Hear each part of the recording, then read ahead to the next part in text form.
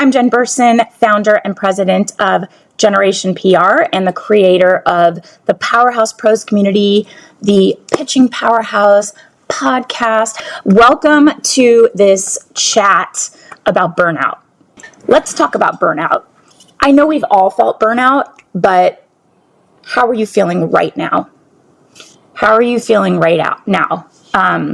Are you feeling like you need to recharge? You feel like you're losing motivation, that you're having a hard time maybe executing those high impact projects, or really struggling to deliver those stellar results that you're used to bringing to your clients in your agency. Or maybe you just don't have, like, you're feeling such a sense of overwhelm or exhaustion, you just don't have that drive to achieve or even to set your professional and personal goals. Does that resonate at all now or ever? Let me know in the comments. But we are going to talk about how we can identify burnout. What do you do to boost your productivity when you are feeling that sense of overwhelm? We don't want to run you ragged. I don't want to run myself ragged. So how do we boost our productivity when we're feeling like this? I have 6 tips to share with you for stopping burnout in its tracks and refocusing your energy so you can use that on the right thing and not actually expend energy, space in your brain to things that are not going to move the needle forward or not going to energize you and in the work you're doing.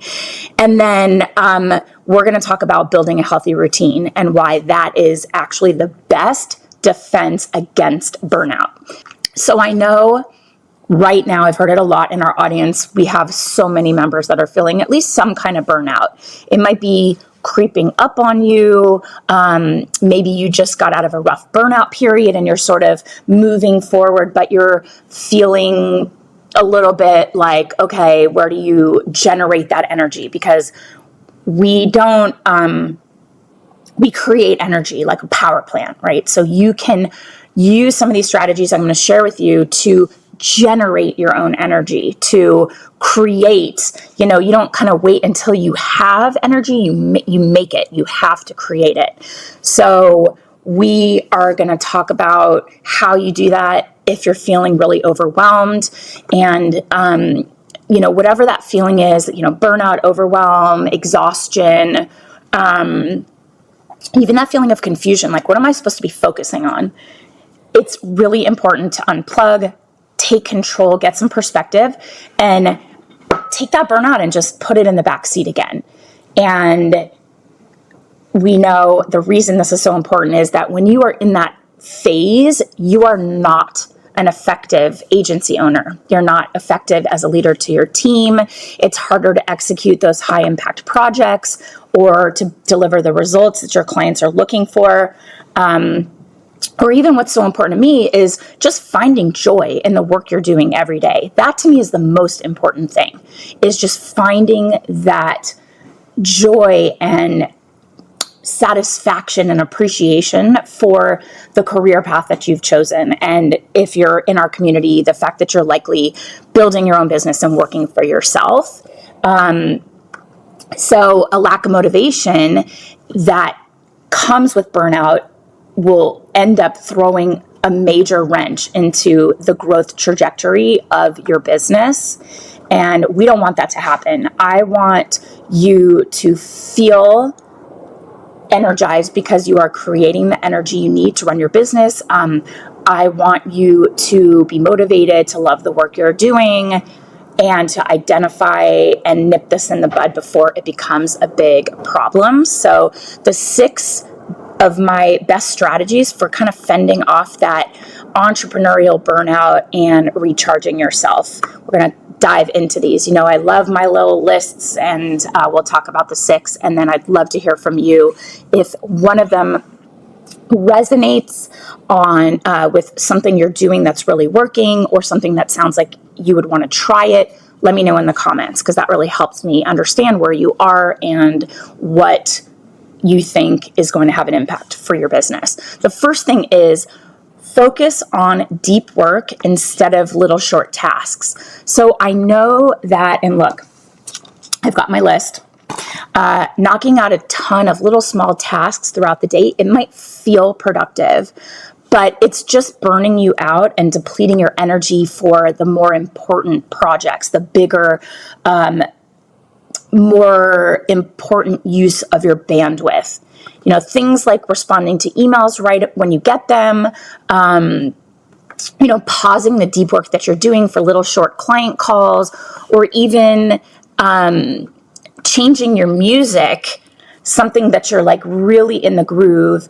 Those things can all break your focus and make it harder to concentrate on getting back to work, getting into that zone in the flow state.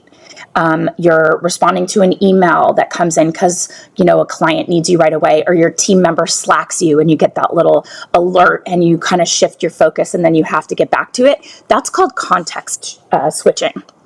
And every time you shift or switch to a new task, your brain has to recalibrate. It has to wrap itself around the new task at hand, settle into a new type of mode. Like, what does it need? What do you need from your brain to be effective for this next thing? And you're trying to get into a different flow, and it really wastes that valuable energy. It'll increase your distraction and your procrastination levels. It's like you're just constantly moving from one thing to the next without actually getting into that deep work, that flow state, which is where you do your best work, which is where you have your biggest impact.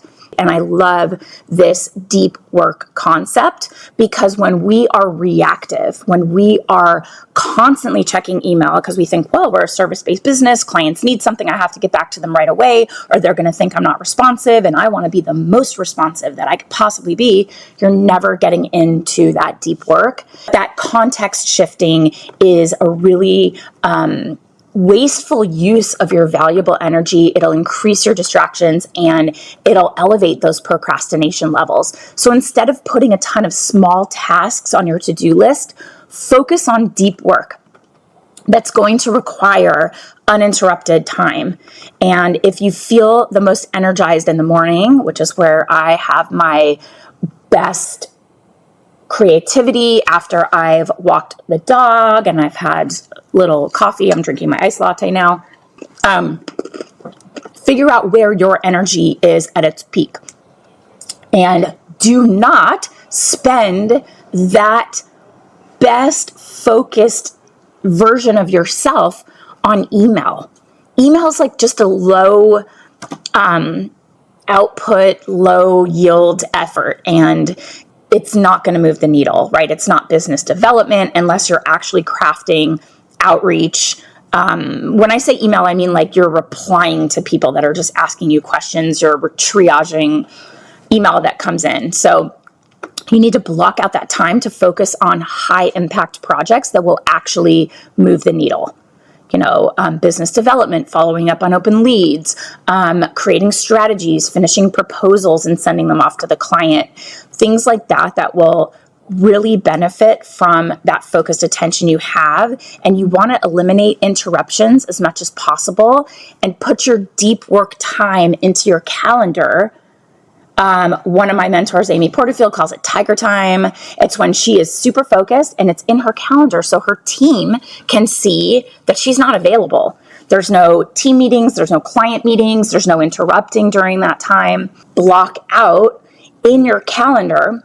That's what's so great about Apple is like up in the top right, there is a little drop-down menu also on your phone, and you can set focus and you can customize those alerts. So like my kid's school can get to me during that time if there's some sort of emergency. My husband can get to me during that time if there's something he needs to talk to me about. So I've set those parameters so that I can block out everything and not get any alerts for either an hour or whatever. It's in my calendar so my team knows, and it's super effective. So number 2, let your flexible schedule actually be flexible.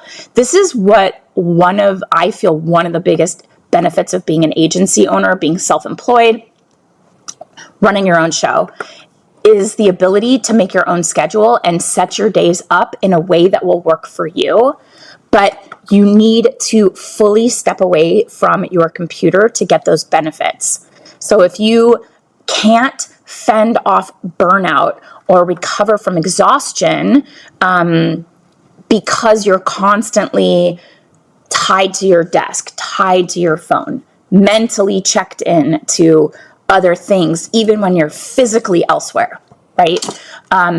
It's that feeling of, okay, yes, I'm going through the motions. I'm going to go for a walk, but I'm actually checking email or I'm on a call. That's not really stepping away and giving yourself an opportunity to fend off the burnout, recover from exhaustion.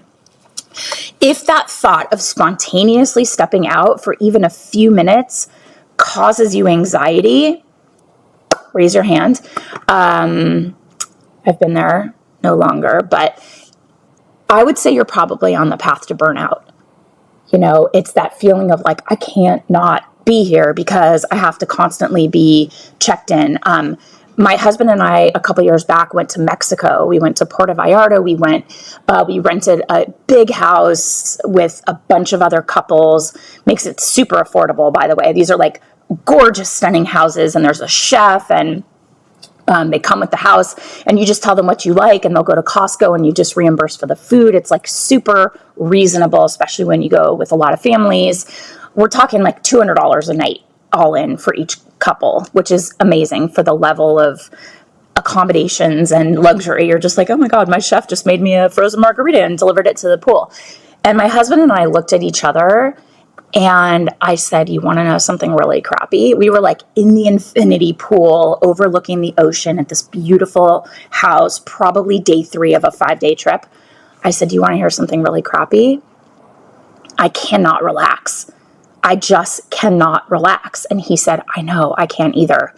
And I think we were both really feeling that sense of burnout where even on a vacation, stepping away felt impossible. It felt like guilt-inducing. And so we kind of both had, one eye on iPhone, phones, checking email, and we ended up kind of wasting this incredible vacation because neither of us could really, truly get away without that anxiety. And I think that we really identified that as like, okay, we're on the path to burnout. We have to, change some things.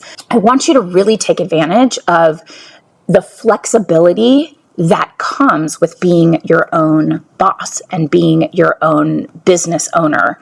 If you have to step out unexpectedly, let yourself do it without any guilt. It's like, yeah, it'll all be there for me when I come back. No problem. I'll handle it. There's not going to be an emergency. Clients are not going to need me and be like, why aren't you at your desk? There's no reason to be chained to your desk.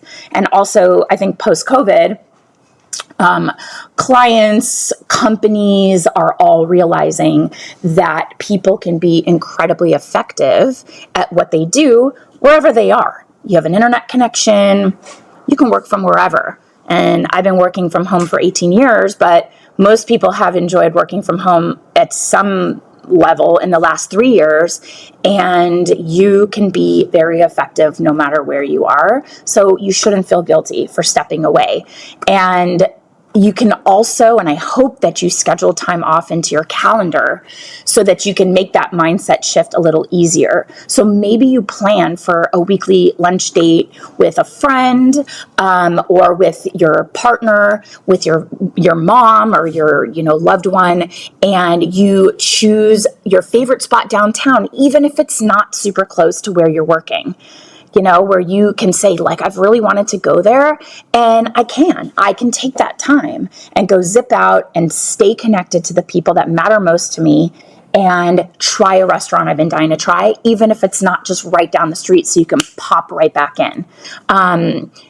Maybe you have to kind of be part of a carpool or school pickup that'll get you out of the house for an afternoon or 2 each week. So schedule that time, really reap the benefits of being your own boss, because that's why we do this. And that, like I've mentioned a million times, my definition of success since I was an attorney and now having my own business is really being in control of my time, having flexibility and freedom to do what I want and be wherever I want without having to be accountable to anyone, working with clients that I love and truly believe in, and not having to work with clients that kind of suck and drain you. You can choose. And so I want that for you too. Be flexible and actually allow yourself to guilt-free take advantage of being your own boss and the freedom that allows you to have. Number 3, I hope that you set aside time to rest. And I have been guilty of this too, where sometimes resting feels like laziness. Where if you take a minute to just lay down, unwind, it's really, really hard, and that guilt gets you. But resting is not laziness, even if it is in the middle of a work week, in the middle of a work day.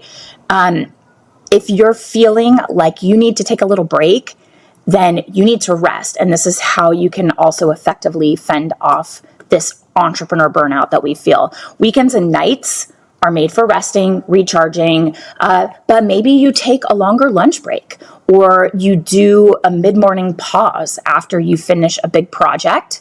For me, that's taking my dog for a walk. That's really vital to beating burnout. You've got to take those moments to kind of recharge. And I'll, try to every now and then take a longer lunch break. And don't forget vacations. Like I said, when you're out of the office, make sure you're really out of the office, and don't do what my husband and I did on that trip to Mexico. And we burned a vacation because we were still checked in. We were checking laptops and iPhones. Keep your laptop closed. And snooze all but the most important urgent notifications.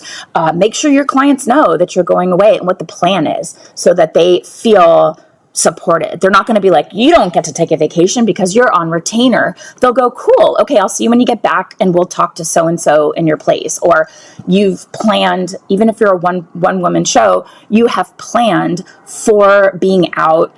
Everything's been handled before, and you'll pick back up when you come back. No problem. And you don't have to worry about that. Clients are people too. They get it. People need vacation. So don't fret because you feel like they're paying a retainer and they're going to say, give me my money back for a week because you're out of town.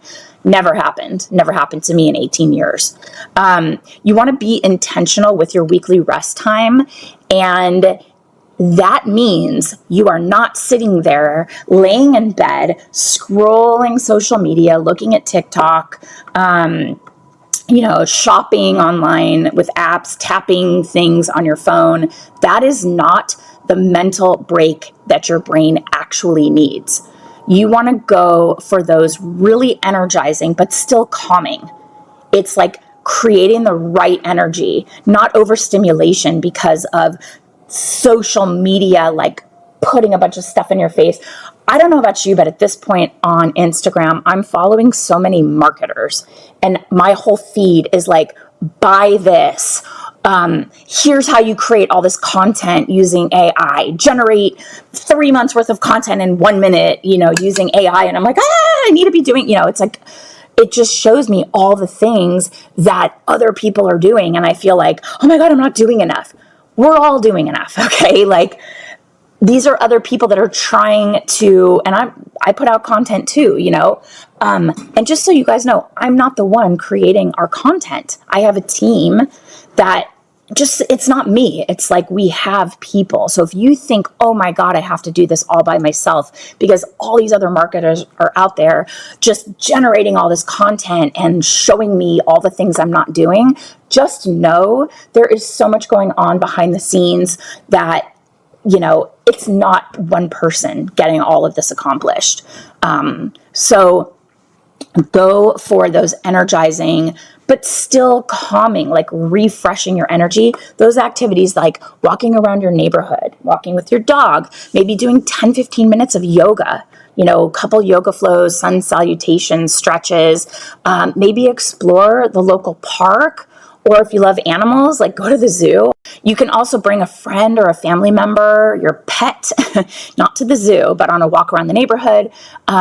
This will also get your brain out of work mode because you're having a conversation. And you can talk about trips or what shows you're watching or things that are, funny or, kind of like what you're looking to do with your house. Are you renovating? Are you organizing? Like, these are things I love to talk about, of course. But it's that feeling of not physically being elsewhere, but still talking and thinking about work. That's not the kind of reset I'm talking about. If you'd prefer to rest at home, sit with a good book. We love the Libby app. If you guys don't know about Libby, what it is a free digital library checking out service. So you use your library card, and whatever books or audiobooks are in circulation at the library in your town, or you can download a digital book onto your Kindle, and it's all free. And if you feel like you're constantly waiting because you want to read all the new titles, you can actually get a library card in another town and use their library system. You just sign up online for it. So try that and see what happens. But Libby, so that's the Libby app, and you can get free books. So check into a good book. Maybe you're cooking a simple meal, something really nutritious and energizing, or you're having just a relaxing self-care pamper day. I'll take like a long shower at night and, just feel relaxed, kind of having that space to myself. Maybe you are watching a movie with the family and you make it a tradition. You do Friday movie nights. So set aside that time to rest and mentally be where your body actually is. Really actually rest. Number 4, prioritize. When you are staring down a mile-long to-do list, that's when entrepreneurial burnout can hit really hard. Because everything is all of these things on my list have a line and they all look like they're equally important, and it looks like I have a jam-packed day, and it's really hard to prioritize those tasks that are like must do. At the top of my list, I do say top priorities, but I have my appointments. I have a wish list of things that I hope to get done, but the top priorities are like must get done today. You want to look at a list with prioritizing the tasks that will be the most important and help prevent overwhelm and help you tackle the day strategically, calmly, where you're not frazzled, like, oh my God, I've got to get to this and I don't have time now, or this knocked me off track and I spent too much time on this other stuff that's not really important and now I don't have time to get to the most important things. So the other thing that we like to recommend is creating a list of things that you choose. It's a not do list, not a to do, but a not do list in your agency. And if one of those tasks is currently in your workload, try to delegate it to someone else on your team. Try to hire somebody who loves that thing. I don't like anything related to a spreadsheet. I don't want to do reporting. I don't want to deal with that at the end of the month. I was doing it and it would like really just feel like it was drudgery for me. So when I hired my team, I made sure that they knew and they were ready to handle the actual development of the reports and summarizing the monthly reports. So all I had to do was like mini zhuzh it up a little bit, pop some extra things in there that made it like really impactful, and then send it off on behalf of the team. And so that's on my to not do list is reports. High impact tasks that require a lot of mental energy should be done first. If that's when you feel you have the most energy, focus, and creativity, some people don't feel ready to go until maybe after lunch or after around mid-morning when they've had coffee and they've kind of like walked the dog or done the things that sort of have to be done early. So wherever you have that energy, that's when you should build it into your calendar. Having a clear vision for your agency. Have you even really thought about that? Like the vision of the company you want to have. I've been doing this 18 years and I still take the time to think about how I want to move my business forward, the kinds of clients I want to work with, the kinds of services that I really love, that I think we're really good at, and that we can leverage case studies to bring in more of that work. And the kind of work I've done that I'm like, you know what, this just isn't like social media. We have basically dropped social media execution because it's really time consuming, really expensive, very hard to find a team that is great at executing, and low margin for me. Vision and values spoken like a true agency accelerator member. That is pillar 1, strategy. And we do focus on vision and values. And I even have a vision code that we work through together that is all about, it's a formula that I give you and we walk through it. I just happen to have it on my desk top, and we create that vision code. So you are speaking in the present as if this vision for your business and your life is already happened. And it's crazy, but then it starts to fall into place, manifesting, if you're manifesting. So it's really important to have a vision for your agency and for yourself as the role of leader in your business. That's going to make prioritizing a lot easier. So everything you're doing, everything you're working on, when you have that opportunity to focus, it should push you toward your goal and move the needle forward for your agency. And this is really important. It's a major part, this honing in on your agency vision. It's a huge part of my Elevate group coaching program. Your values and your vision, they're filters for your to-do list. They're filters for the actions you take, the decisions you make in your business. And anything that doesn't align with those, they should get shifted to another team member or removed entirely. If this thing someone offers you doesn't move you closer or move you in the direction of your vision or doesn't align with your values, it's a hell no, right? It's very easy to say no. Whereas like before, maybe you're operating with a little bit of guilt, like, oh, if I say no, I'm going to seem ungrateful or like I'm a jerk. No, if it's not a good use of your time that moves you in the right direction, it's easy. It's an easy no. And that's why it's really important, because it's like becomes that filter, that lens of like, do I do this? Do I focus on this? Do we go down this path or no? And that in and of itself is a huge reliever of stress, overwhelm, burnout, because you're not saying yes to things that are basically just for other people and a waste of your time. Sorry. Number 5, cut down on communication. I'm not saying to not talk to your team or your clients, but when you are actively trying to fend off burnout, it's important to take time away from your phone, your email, Slack, however you're communicating, and try to cut down on the notifications.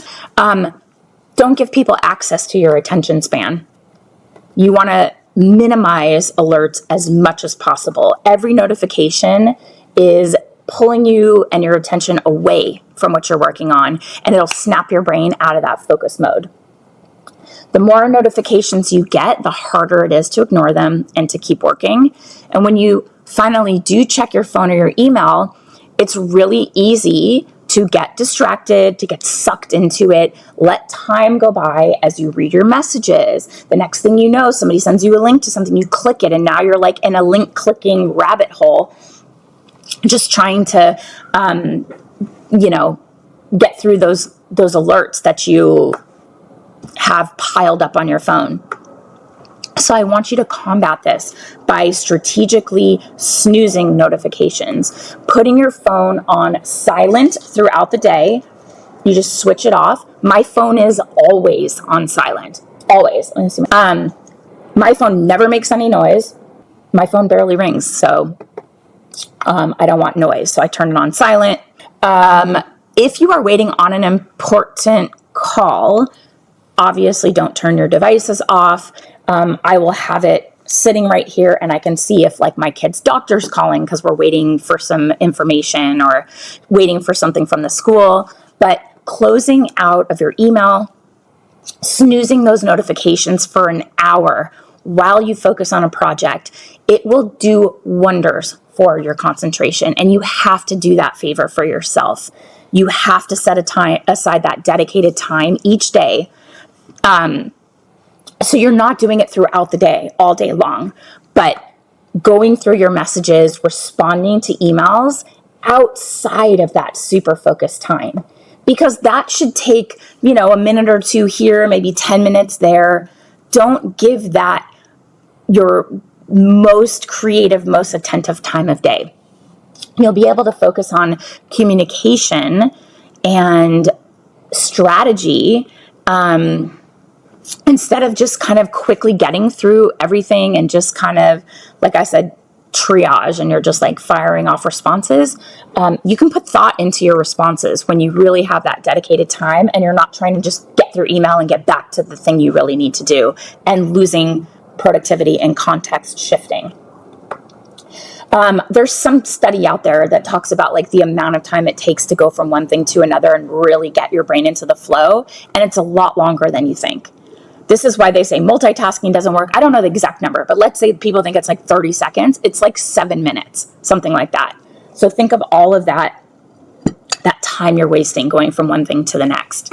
The last thing is taking care of your mental and physical health part of your routine.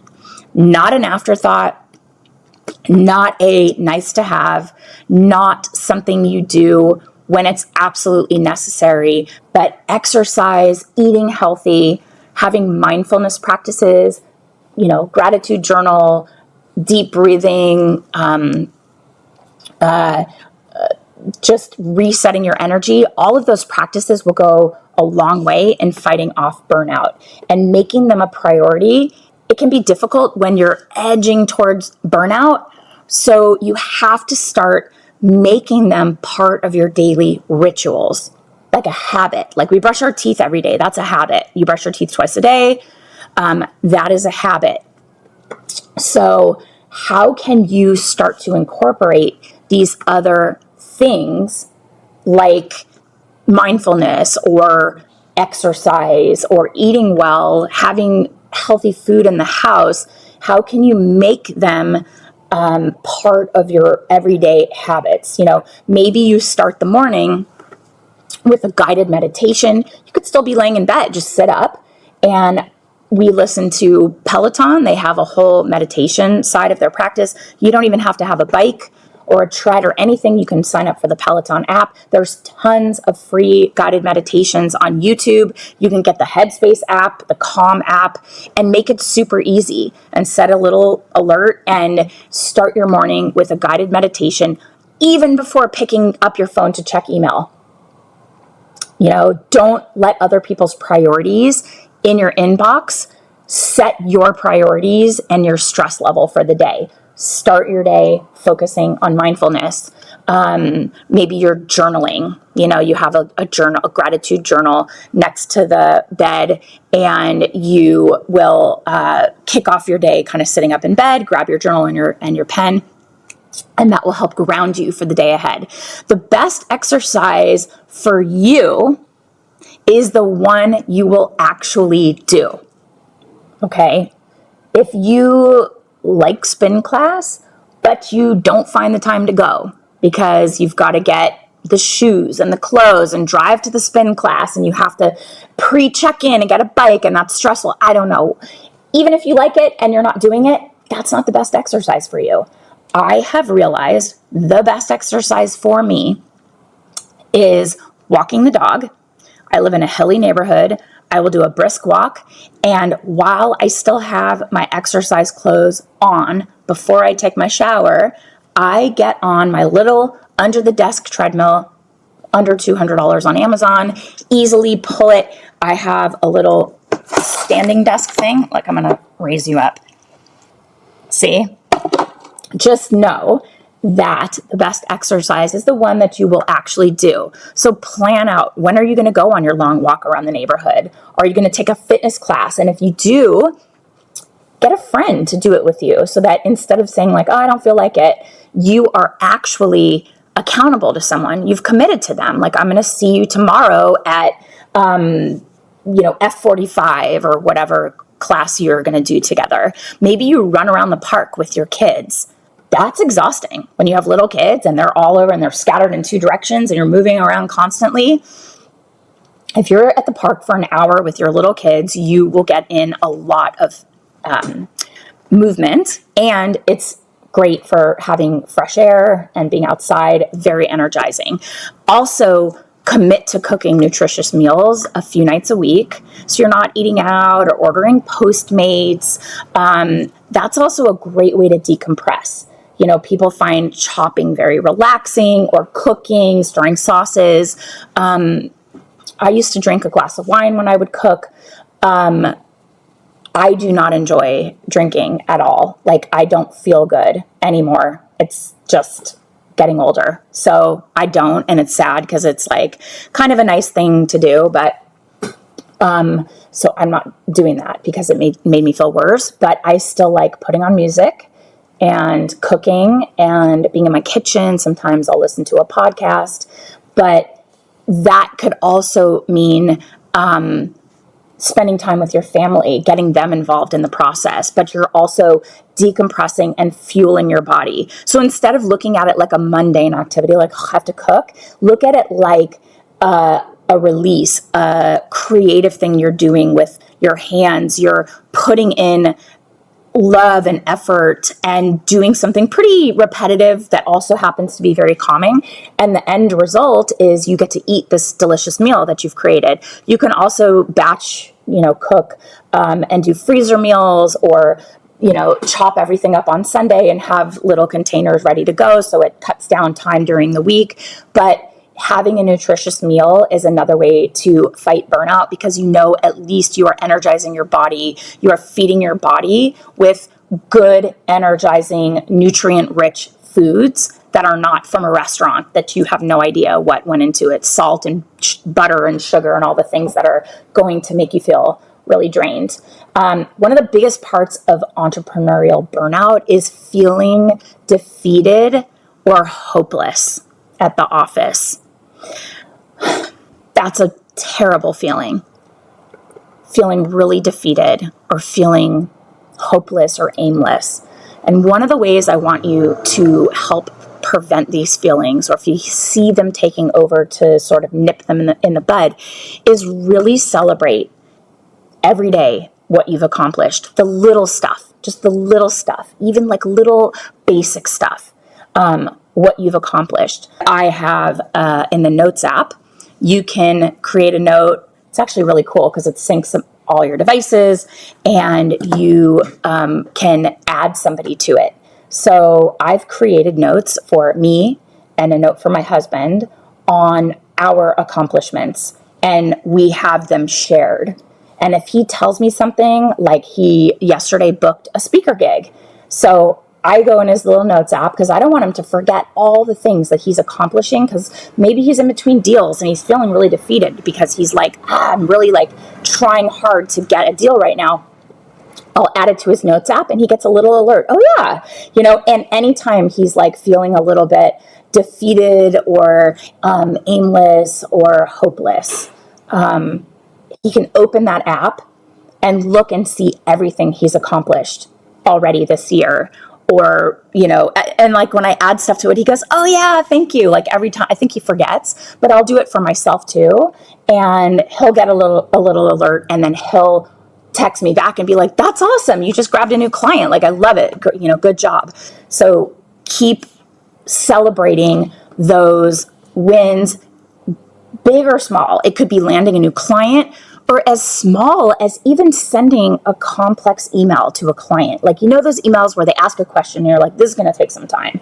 And you really focus.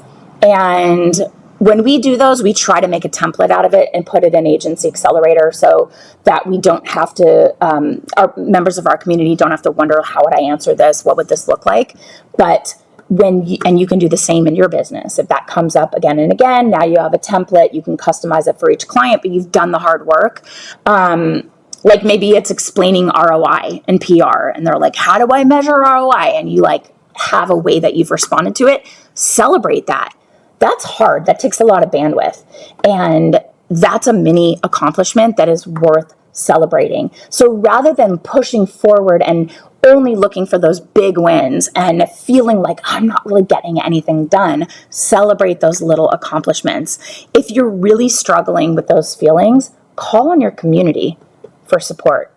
You can vent about your situation, which not only helps put things in perspective, but it'll show you that you're not alone. That's one of the great things about our calls, is that people always say, oh my God, I'm not the crazy one, or you guys are dealing with this too. How did you deal with it? Or this is very normal. Like there's not something wrong with me. Venting about your situation also,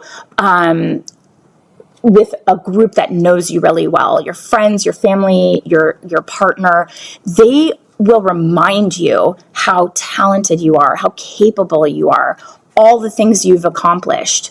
And we tend to focus and really magnify and shine a light on little problems or situations that arise and overlook all of the good things that have been part of the process up until now. Like you post something on social media and you get 100 people that are like, this is awesome, I love it, way to go. And you get one troll that's like, you're annoying, I don't like your face. I get this all the time. I run ads everywhere. And I get all these men that are like, you're annoying. I don't like your voice. You sound stupid. And I'm like, well, you're not my target audience, so that's fine. But it takes a thick skin to say, like, I'm not going to let that person get to me. We tend to do that with little hiccups and problems, like we'll fixate on it, right?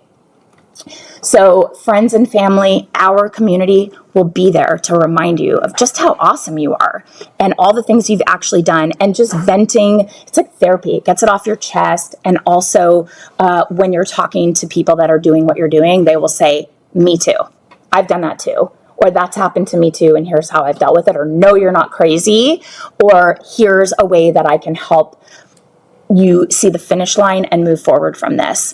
So those are my 6 tips. I'm going to just say them one more time. 6 powerful ways so that you can avoid burnout. Focus on deep work instead of those short tasks, because you're just going to feel kind of aimless and not get a lot of really powerful things done. Have a flexible schedule and actually let it be flexible. Dinner with a friend, brunch with a spouse, go for a hike. Really find those pockets of time to re-energize yourself by not feeling chained to your desk. Set aside time so you actually do rest, and don't rest scrolling your phone. Prioritize the things that will align with your vision and your values. We focus a lot on that in Agency Accelerator. It's a huge part of Elevate as well. And cut down on all the unnecessary communication. Shut off the notifications that'll just zap your attention and you're like, squirrel, like short attention span. You don't need to be alerted to everything all day long. Do not allow apps and companies to have access to your attention span. And 6, make the fact that you have to take care of your mental and physical health.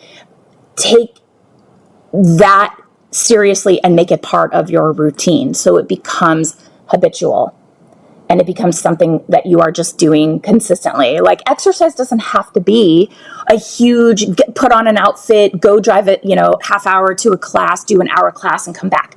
That's not what exercise looks like for everyone.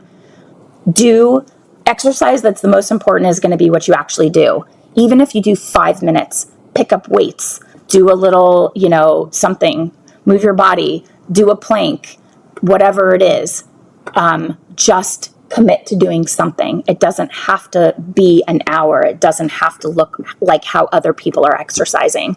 And, I know that it is avoidable, or we follow these tips and we can help kind of push it off, but sometimes it's just unavoidable.